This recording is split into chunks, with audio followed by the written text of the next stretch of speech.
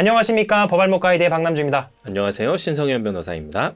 우리나라에만 있는 악법이라고 많은 사람들이 말하고 있는 사실적시 명예훼손이 헌법에 위배되지 않는다는 헌재 결정이 지난 25일 나왔습니다. 이 사실적시 명예훼손죄 처벌이 과잉금지 원칙에 반해서 표현의 자유를 침해하는지 여부가 핵심적인 쟁점이었는데요. 합헌 5명, 위헌 4명의 아주 박빙의 의견으로 아주 간신히 합헌 결정을 받았습니다. 신 변호사님, 이 사실적시 명예훼손이 뭔지부터 많이들 알고 계시겠지만 그래도 법률 전문가가 설명하는 사실적시 명예훼손 뭔가요?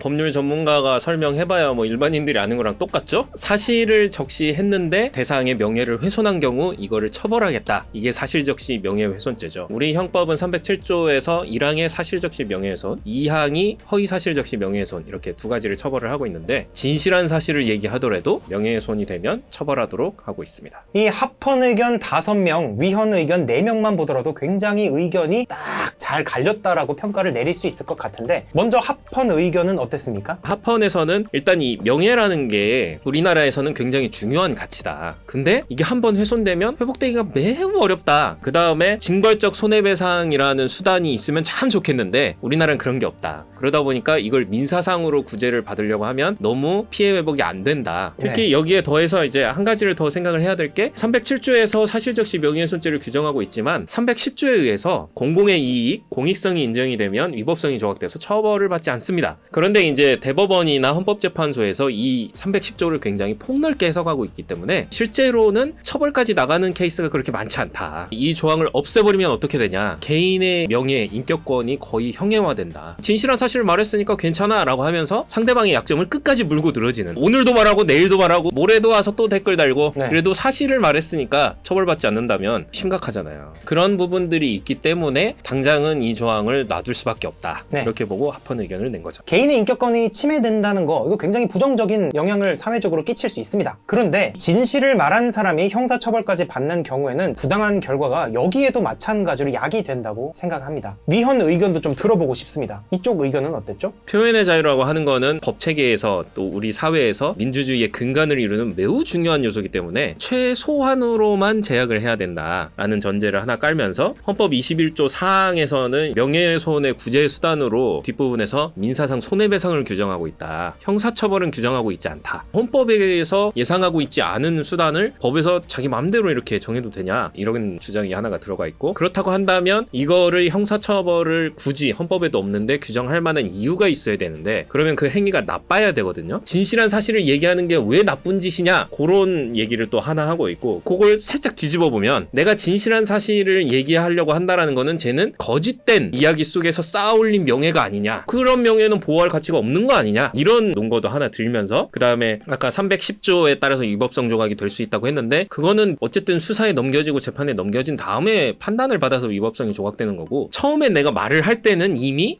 명예훼손이 될 수도 있네 라고 위축이 될 수가 있기 때문에 그런 부분도 고려해야 된다. 그래서 그냥 이거는 민사상 손해배상 하는 걸로 처리를 해야 되지 형사처벌하면 안 된다, 이렇게 본 거고요. 표현의 자유가 너무 중요한 건데 표현의 자유에 대한 위축 효과를 야기하면서까지 보호해야 될 법익이냐, 거짓된 명예가 거짓된 명예 이게 핵심 용어죠. 그래서 위헌이라고 의견을 밝히고 있습니다. 저는 이 위헌 의견 중에서 이제 문제점을 지적하는 표현 행위들이 위축될 우려가 있다, 이게 저는 핵심인 것 같은데, 저는 개인적으로 표현의 자유에 대한 가치를 높게 평가하기 때문에 사실적시 명예훼손죄가 헌법에 위배된다는 그런 결정이 나오기를 기대하고 있어서 이번 결정이 조금 아쉽습니다. 사실적시 명예훼손죄는 없애고 징벌적 손해배상을 도입하는 방식이 더 나았을 것 같은데 신 변호사님의 의견은 어떠십니까? 장기적으로 봤을 때는 당연히 징벌적 손해배상 제도를 도입하면서 사실적시 명예훼손죄를 없애는 것도 좋은 방법이라고 생각을 합니다. 이거는 입법으로 해결해야 될 문제이기 때문에 헌재로서도 굉장히 고민이 많았던 것 같고, 그런데 이제 문제는 제가 이제 다른 영역에서 도입된 징벌적 손해배상 제도를 보더라도 산정된 손해액의 3배 이 정도로 물릴 수 있는 건데, 그 산정된 손해액 자체가 적으면 의미가 없어요. 산정된 손해액이 30만 원이야. 그러면 징벌적 손해배상 해봐야 90만 원이거든요. 그건 징벌이 아니라 뭐죠?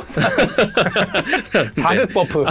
그렇죠. 그렇기 때문에 장기적으로 법원에서 인정하는 손해배상 액수도 늘려가면서 입법을 통해서 징벌적 손해배상 제도도 도입하면서 없애야 되지 않을까 네. 그런 생각을 가지고 있습니다. 뭐 미국에서는 이런 징벌적 손해배상이 잘 이루어지고 있다고 하죠? 네, 뭐 한국에 비하면 뭐 어마어마하죠. 네, 그 나라는 기본적으로 자본주의 시스템이 잘 정착된 나라이기 때문에 정말 나쁜 짓을 했다. 그럴 때 징벌적 손해배상 제도가 들어가면 거의 이제 집안 기둥뿌리가 흔들리는 네, 그 정도까지도 이제 감수를 해야 되는. 그건 정말로 네. 징벌이네요. 그렇죠. 말 그대로 징벌을 하게 되는 거죠. 네, 오늘 영상은 이렇게 마무리 짓겠습니다. 끝까지 시청해주셔서 정말 감사드립니다.